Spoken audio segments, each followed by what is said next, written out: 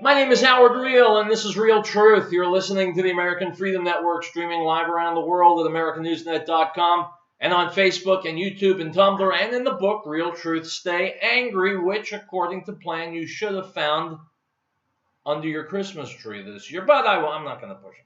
And, of course, as always, broadcasting out across the Colorado Front Range on KHNC, Johnstown, Colorado, 1360 AM, The Lion.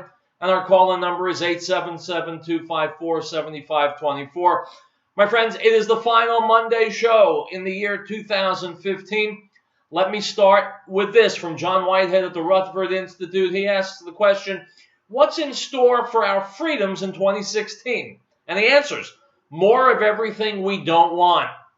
I quote, in Harold Ramis' classic 1993 comedy Groundhog Day, TV weatherman Phil Connors, played by Bill Murray, is forced to live the same day over and over again until he not only gains some insight into his life, but changes his priorities. Similarly, as I illustrate in my book, Battlefield America, the War on the American People, we in the emerging American police state find ourselves reliving the same set of circumstances over and over again. Egregious surveillance, strip searches, police shootings of unarmed citizens, government spying, the criminalization of lawful activities, warmongering, etc., although with far fewer moments of comic hilarity. What remains to be seen is whether 2016 will bring more of the same, or whether we the people will wake up from our somnambulant states. Indeed, when it comes to civil liberties and freedom, 2015 was far from a banner year. The following is just a sampling of what we can look forward to repeating if we don't find some way to push back against the menace of an overreaching, aggressive, invasive, militarized surveillance state. Number one, more surveillance. The surveillance state is alive and well and kicking privacy to shreds in America. Whether you're walking through a store, driving your car, checking email, or talking to friends and family on the phone, you can be sure that some government agency, whether the NSA or some other entity, will still be listening in and tracking your behavior. This doesn't even begin to touch on the corporate trackers that monitor your purchases, web browsing, Facebook posts, and other activities taking place in the cybersphere. We are now in a state of transition, with the police state shifting into high gear under the auspices of the surveillance state. In such an environment, we are all suspects to be spied on, searched, scanned, frisked, monitored, tracked, and treated as if we're potentially guilty of some wrongdoing or another. Even our homes provide little protection against government intrusions. Police agencies, already empowered to crash through your door if they suspect you're up to no good, now have radars that allow them to see through the walls of your home. Number two, more militarized police. Americans will continue to be rendered powerless in the face of militarized police. In early America, government agents were not permitted to enter one's homes without permission or in a deceitful manner, and citizens could resist arrest when the police officer tried to restrain them without proper justification or a warrant. Daring to dispute a warrant with a police official today, who's armed with high-tech military weapons, could be nothing short of suicidal. Moreover, as police forces around the country continue to be transformed into extensions of the military, Americans are finding their once peaceful communities transformed into military outposts, complete with tanks, weaponry, and other equipment designed for the battlefield. Having already transformed local police into extensions of the military, now the Department of Homeland Security, the Justice Department, and the FBI are preparing to turn the nation's police officers into techno-warriors, complete with iris scanners, body scanners, thermal imaging Doppler radar devices, facial recognition programs, license plate readers, cell phone stingray devices, and so much more. More police shootings of unarmed citizens. Number four, owing in large part to the militarization of local law enforcement agencies, not a week goes by without more reports of hair-raising incidents by police imbued with a take-no-prisoners attitude and a battlefield approach to the communities in which they serve. Number five, more so-called terrorist attacks. Despite the government's endless propaganda about the threat of terrorism, and even in the wake of the shootings in San Bernardino and Paris, statistics show that you are 17,600 times more likely to die from heart disease than from a terrorist attack. You are 11,000 times more likely to die from an airplane accident than from a terrorist plot involving an airplane. You are 1,048 times more likely to die from a car accident than a terrorist attack. You're 404 times more likely to die in a fall than from a terrorist attack. And you are 8 times more likely to be killed by a police officer than by a terrorist. Number 6, more costly wars. The military-industrial complex that's advocated that the U.S. remain at war year after year is the very entity that will continue to profit the most from America's expanding military empire. The U.S. Department of Defense is the world's largest employer with more than 3.2 million employees.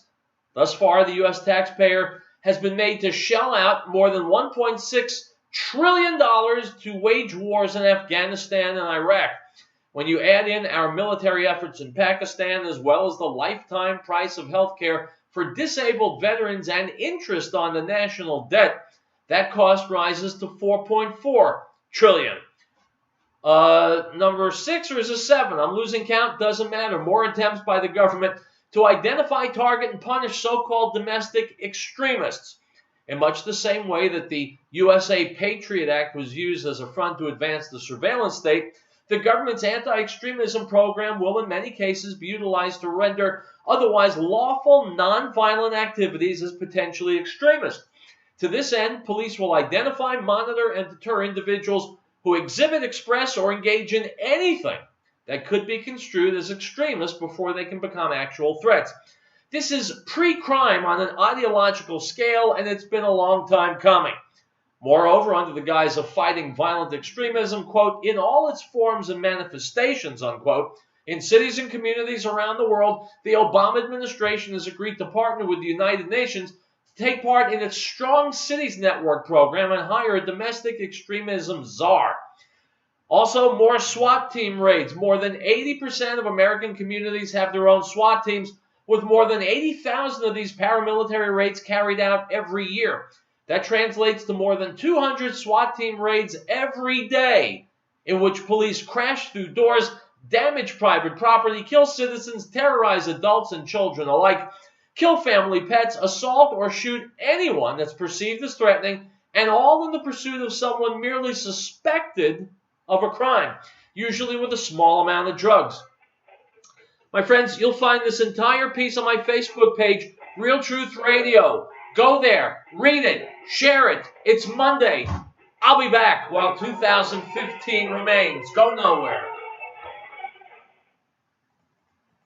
I'm Joe Jacobs, CEO of the Patriot Radio. And I would like to encourage everyone to make sure they are prepared financially.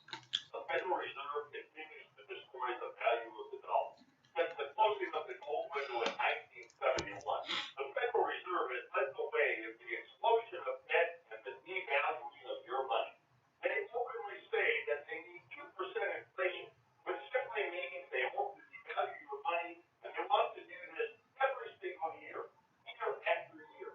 I know it's hard to understand, but the Federal Reserve believes that prosperity through debt and growth via the devaluation of your future. To learn more about how to protect yourself, visit us at allamericangold.com or call us at 800-951-0592 and protect yourself against the devaluing of your life. The word became flesh and both of us, and we beheld his glory, the glory as of the only begotten of the Father, full of grace and truth. John bore witness of him and cried out, saying, this was he of whom I said, he who comes after me is preferred before me, for he was before me. The Gospel of John, chapter 1, verse 14 and 15.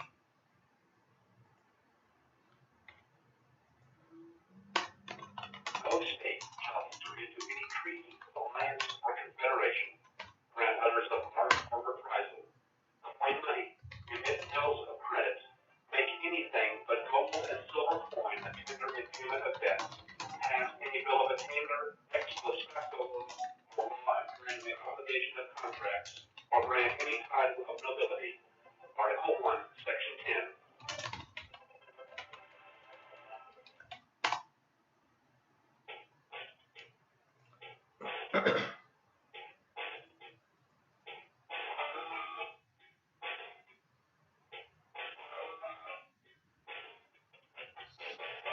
All right, guys, welcome back to Riell Truth. You know, the question's been asked, Riell, how do you know you're accomplishing anything? Well, I don't have any numbers to tell you how many people listen to my show, and I can't tell you how much my income has gone up from doing the show because I don't get paid for doing it. So what bar do I use to determine whether or not I'm doing a good job? Well, here's one reliable scale that I've used. If I can get my listeners, or on video, my viewers, to both get angry and sad at the same time, then I've accomplished something.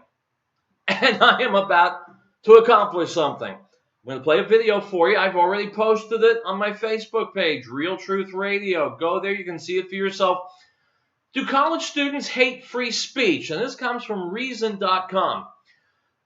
This interview is going around talking to real-life college students. He's asking them about microaggression. You know, kids today, they don't care about free speech. They don't care about the First Amendment to the Constitution. They care about feeling good and feeling nice and not coming within 100 miles of stepping on anyone's emotions. Well, they're creating so-called safe spaces on college campuses, which means you can no longer say whatever you feel like saying, even if it's not a big deal. You're going to listen to this video. This reporter is going to ask kids whether or not the following phrase, and he'll fill in the phrase, whether or not it constitutes a microaggression. You listen to some of the things that these kids say, yes, do in fact constitute a microaggression, and you tell me if you don't get simultaneously angry and sad at the destruction of an entire generation raised on PC nonsense. Give a listen to this.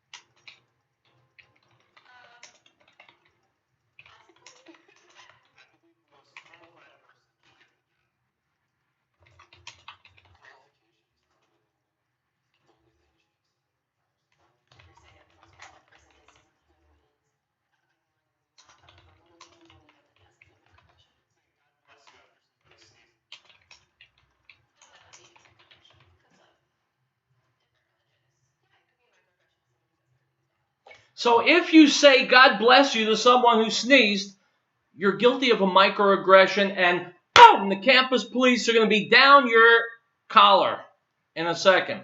These are the things that these are the things that today's kids don't think you have a right to say. How dare you tell this person God bless you? Are you angry and sad yet? Wait, the video's not even half over. Keep listening. I think that the harm there is relatively minimal.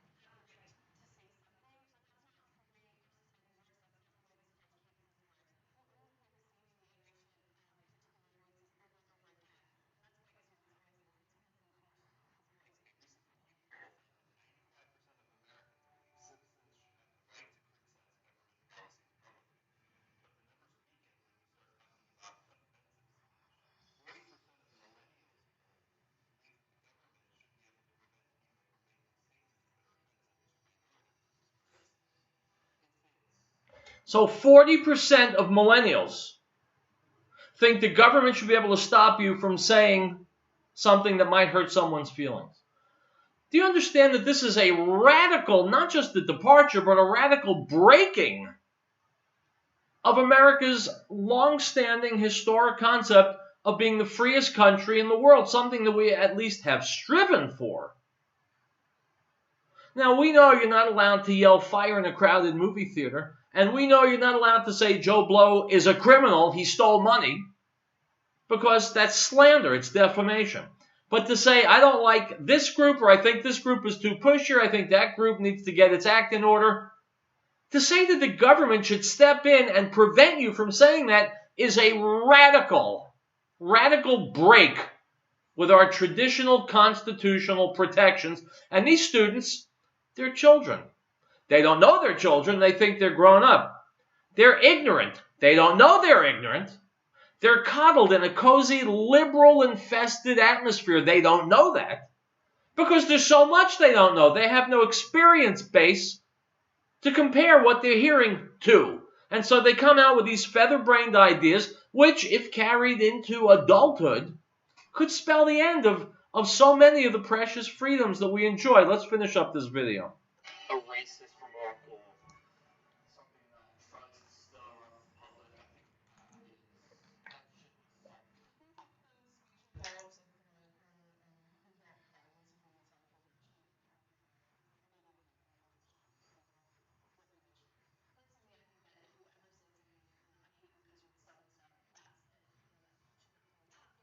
It should not be allowed. Well, my friends, it's not allowed. It's not allowed because of societal mores. If someone comes out and slanders a particular race, then everybody knows that the guy's a racist and an idiot, and people will stay away from him. People will marginalize him. They'll stigmatize him. Do we need the police to literally come to his door and censure him, either fine him or arrest him? Well, these kids say yes. It's insanity. Hope no one arrests me for saying that. Let's continue. Free speech, but in a way, again, it's a hate crime. If you're saying you're less a person because you're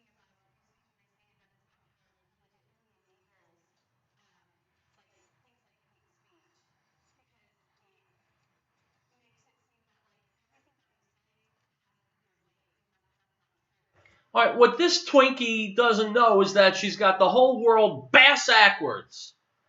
Free speech and the constitutional protections of free speech were put in place to help the powerless against the powerful. Free speech is a weapon of the powerless, of the minorities.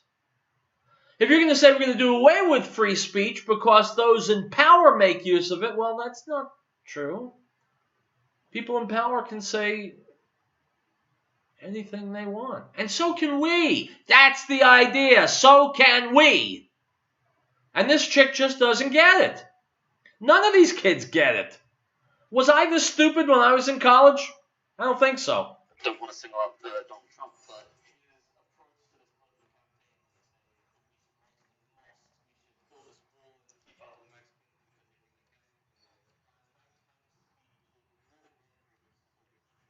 Well, two things. First of all, what Trump said is correct.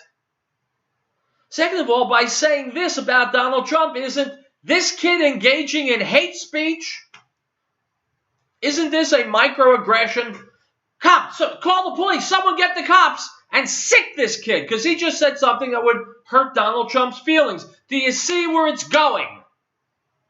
Do you see where it's going? Once you start down this slippery slope, there's no end to it until everybody is silenced. And that's what they're learning on college campuses today. We'll go for another minute and then we'll stop. For no reason, just because he wants to get his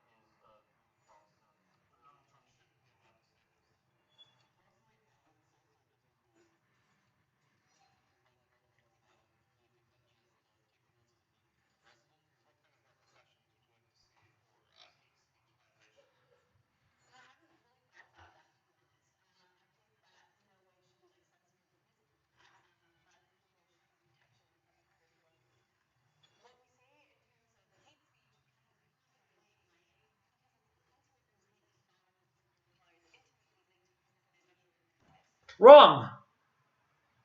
Wrong. What is the intimate link between hate speech and jail? What's the intimate link between hate speech and violence? No question, those who commit violence also engage in hate speech, but that's a tiny, infinitesimal fraction of a percentage. The amazing majority of people can say the stupidest things and never ever resort to violence. So you're saying we're going to take the 99.9% of people who do nothing violent and silence them because a tenth of 1% will actually act out? My friends, I am afraid. I'm afraid for a variety of reasons. I mean, I don't walk around fearful all day, but I give voice to my fears on this show. And I'm afraid that today's college students are being fed such a load of crap that they're going to turn out to be non-thinking, reactive, emotional, non-intellectual adults, and that's going to be the end of the country in any real and meaningful way. All right, like I said, you'll find this on my Facebook page, Riell Truth Radio, Riell. Go there, watch it, share it, discuss it, and then act on it. Item from the Times of London. Muslims are boycotting the country's anti-radicalization program, the Times can disclose, after it was emerged that less than a tenth of extremism tip-offs were coming directly from the community or faith leaders. The revelation, okay, we'll stop right there. We'll take a break. We'll be back. More Real Truth, unless someone's going to come and arrest me. Then there won't be any more Real Truth. And that'll make college students happy, I guess. We don't know that our government is out of control. For the point the people in it. How can we, the people, bring it back to the people's service, not the people's master? Liberty and the freedom rider says officials in government must be made accountable for their actions. Accountabilityrevolution.com is the place to go to learn how you can actually make that happen. Become their judges, not their slaves. Accountabilityrevolution.com. Great Plains Power has been providing reliable electrical power systems in the Rocky Mountain area since 1992. Power systems rely on the sun to help make you self-reliant for your power needs. Solar energy can be scaled to fit any situation, from complete power independence to backup power for the short term. Our expertise focuses on standalone power, but we have extensive experience with utility interactive systems as well. Custom catered capabilities is modest emergency lighting all the way to commercial scale power. Great Plains Power is a full service company. We service everything we sell. We provide and design turnkey packages, custom design system, and parts for do-it-yourself. With more than 20 years of specialized experience at your disposal, let us know what your power concerns or goals are. Reach us by phone or the internet. Call 303-239-9963. That's 303-239-9963. Or go to greatplainsolar.com. Now this is the testimony of John when the Jews sent 375 from Jerusalem to ask him, "Who are you?" He confessed and did not deny, but confessed, "I am not the Messiah." And they asked him, "What then? Are you Elijah?" He said, "I am not." "Are you the prophet?" And he answered, "No." The Gospel of John, chapter 1, verse 19 through 21.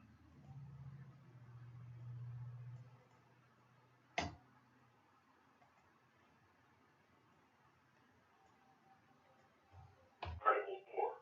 The right of the people to be secure in their personal, houses, papers, and effects against unreasonable searches and seizures shall not be violated. And no warrant shall be issued but upon probable cause, supported by oath or affirmation, and particularly describing the places to be searched and the persons or things to be seized. Nicholas restaurant in Orlando said over 750,000 children were reported missing last year. Over 58,000 of these were abducted by non-family members. Keep an eye out for youngsters at play, and if you see anything suspicious, contact the authorities immediately. This message from Nicholas restaurant attendant is not only the best Italian in Mexico game, it's the people who care. Give them a call at 303-757-5166. 303-757-5166. Nicholas.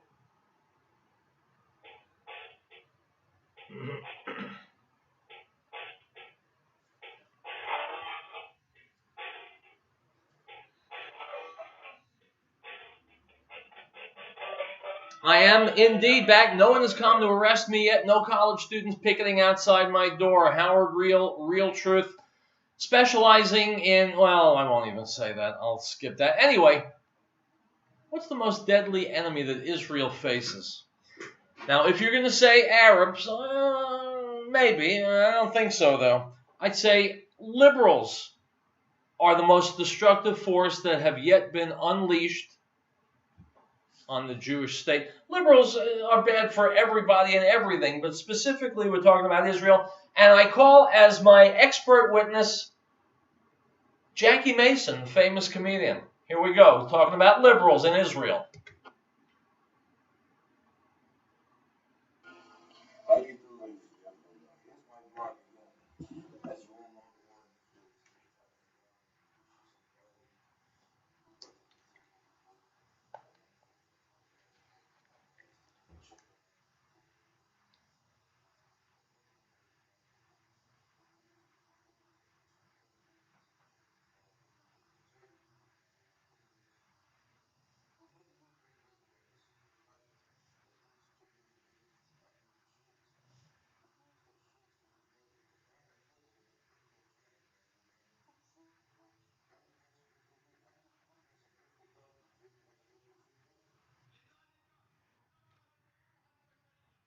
Accordingly, Palestinians created a human shield of women, children, the elderly, and jihad fighters against the Zionist bombing machine, as if they were saying to the Zionist enemy, we desire death as you desire life.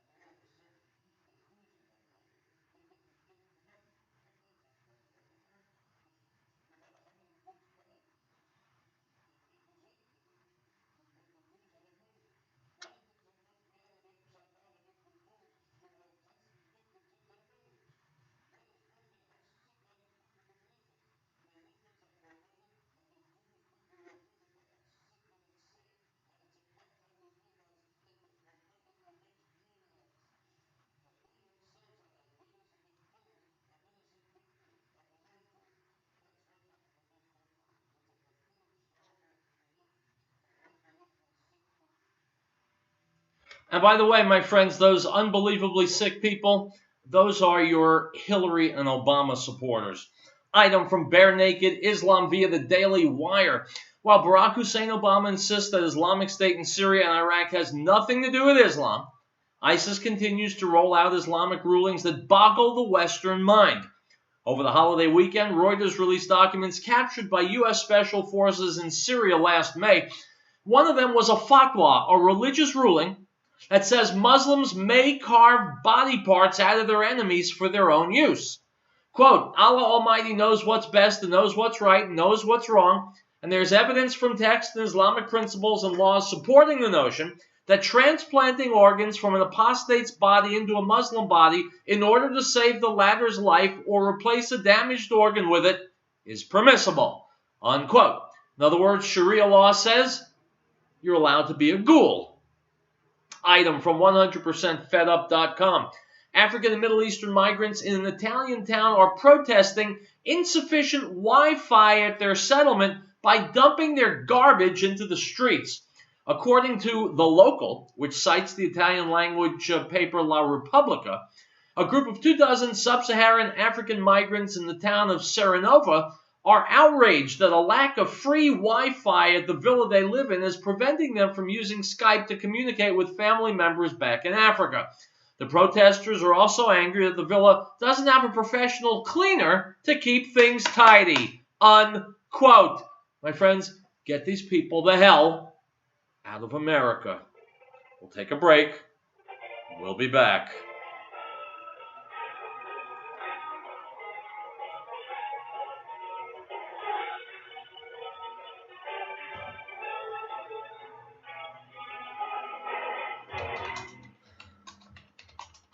Hey folks, have you ever thought about having your own backyard chickens? Now you have a source for certified organic, no GMO, no soy chicken feed. HappyHeads.biz can even deliver, or you can pick up. Call me down at 303-829-5948, or go to HappyHeads.biz for pricing and ingredients. At HappyHeads.biz, we love HappyHeads.biz. Or call us at 303-829-5948. Customer relationship agreement has everyone get involved in our community this holiday. Whether it's a toy for the needy child, care packages for the military members, or giving the gift of life by giving blood, you can make a difference in directly affect someone else's life.